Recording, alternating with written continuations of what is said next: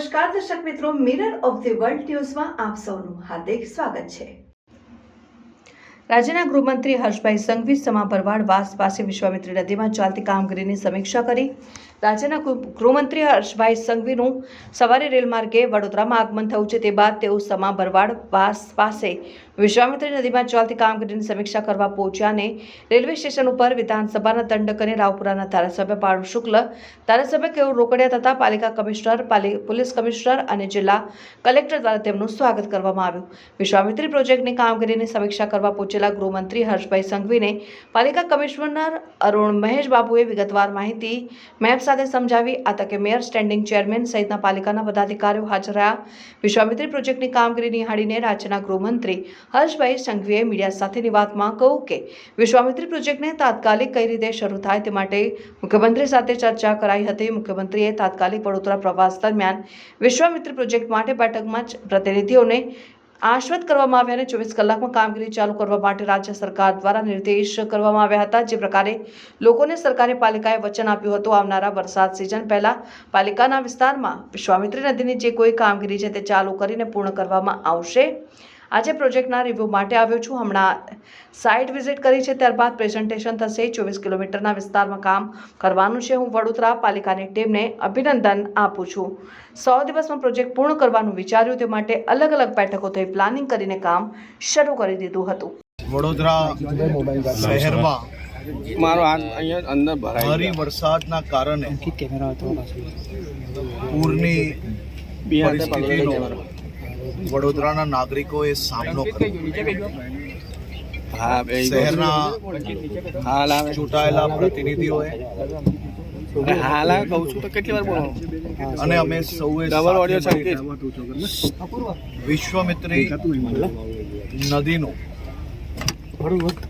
પ્રોજેક્ટને તાત્કાલિક કઈ રીતે શરૂ કરાય તે માટે મુખ્યમંત્રી શ્રી જોડે ચર્ચા કરવામાં આવી હતી। આદરણીય મુખ્યમંત્રી શ્રી ભૂપેન્દ્રભાઈ પટેલે તેમના વડોદરા પ્રવાસ દરમિયાન તાત્કાલિક ચાલુ બેઠકે જ આ રિસેક્શનિંગ, ડ્રેજિંગ, મોડિફિકેશનની કામગીરી માટે બેઠકમાં જ ચૂંટાયેલા સૌ પ્રતિનિધિઓને આશ્વસ્ત કરવામાં આવ્યા અને માત્ર 24 કલાકમાં આ બાબતે કામગીરી ચાલુ કરવા માટે લેખિતમાં રાજ્ય સરકાર દ્વારા નિર્દેશ આપવામાં આવ્યો। જે પ્રકારે લોકોને ભારતીય જનતા પાર્ટીની આ સરકારે, મહાનગરપાલિકાએ એક વચન આપ્યું હતું કે આવનારા વરસાદની સિઝન પહેલાં વડોદરા મહાનગરપાલિકાના વિસ્તારમાં વિશ્વામિત્રી નદીનું જે કંઈ કામગીરી છે એ ચાલુ કરીને ઝડપથી પૂર્ણ કરવામાં આવશે। હું આજે વિશ્વામિત્રી નદીના પ્રોજેક્ટના રિવ્યૂ માટે આવ્યો છું। હમણાં સાઇટ વિઝિટ કરી છે, આના પછી આની એક ડિટેલ પ્રેઝન્ટેશન જોડે બેઠક છે। કુલ મળીને 24 કિલોમીટરના પટમાં જે રિસેક્શનિંગનું કામ છે, ડ્રેજિંગનું કામ છે, મોડિફિકેશનનું કામગીરી છે, 15 લાખ ક્યુબિક મીટરની જે વાત હતી,